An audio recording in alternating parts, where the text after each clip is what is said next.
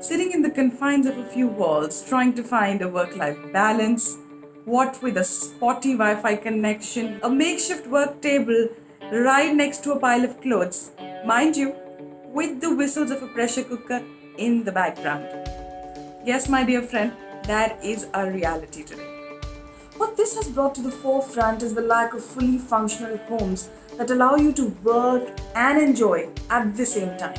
This is the third recession we've seen in the past 10 years, leaving a disturbing amount of people frustrated and anxious, courtesy the fear of losing their jobs, their businesses, the fear of the unknown, the fear of the virus.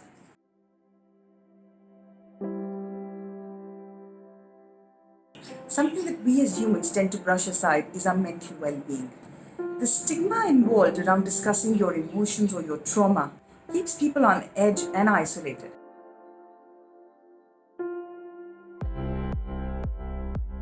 Hi, my name is Kavita Singh. I'm founder of QUIRK'D, a bespoke interior studio. And as an architect and an expert in creating responsive interior spaces, it is now more than ever critical to address this problem which is looming at large. For a long time, we have been designing rooms by a singular function. For example, the drawing room. These rooms are given a sizable space, yet are the least used on a daily basis, generally isolated and receiving a lot less love than the other spaces, and hence result in a pileup of unwanted furniture.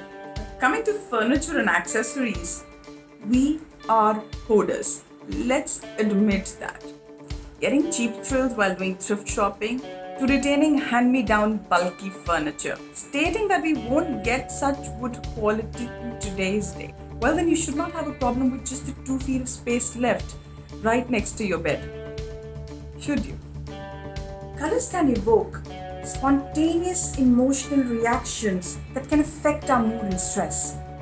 An example from my own memory, after spending around a month and a half in rainy London, effectively seeing grey skies, grey buildings, and people wearing dark-colored clothes, I was depressed.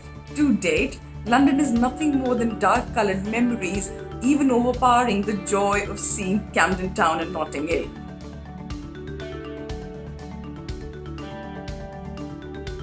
I create a system which makes me feel empowered and in control.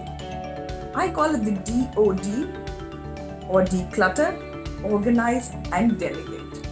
A cluttered environment has been proven to drain energy and negatively impact our overall mood and self-image. For starters, you could try the KonMari method, which is suggested by Marie Kondo as a way of simplifying your home and organizing your spaces by eliminating those physical items that do not bring you joy.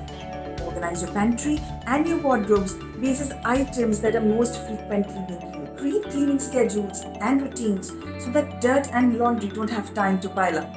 What matters most is experiencing a high success, low stress activity so that you don't get burnt out. Unless you live alone, mess and clutter is a group effort. Therefore, cleaning should be a group effort as well. We need to come together as a unit where each one performs their assigned tasks.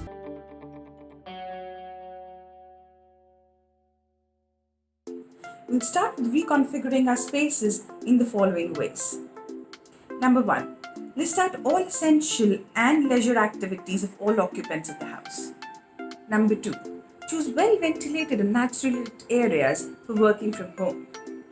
If your work requires you to be on virtual calls, then ensure natural light falling on your face or keep a lamp behind your screen so that you look awake enough. Create corners for reading, art, and other activities throughout the house. Every person in your quarantine group needs to designate a space that is their own. This may be one's own room, a den, a porch, a piece of the garden or the balcony, anywhere that others don't enter unless invited. A place to retreat to that creates a psychic boundary between you and everyone else. Furniture. Consider modern light furniture, which is playful in nature, easy to organize, and gives you a lot of freedom to play around in your space. This does not mean that you throw away the old.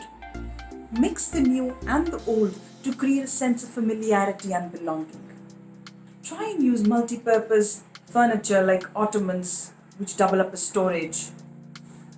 We all have that color that makes us feel like the best version of ourselves because of our personal associations and memories. So ask yourself this: what memories do you associate with specific colors? Work out what works for you and note when something doesn't. Surround yourself with colors that evoke a positive mood and get rid of those that have the opposite effect.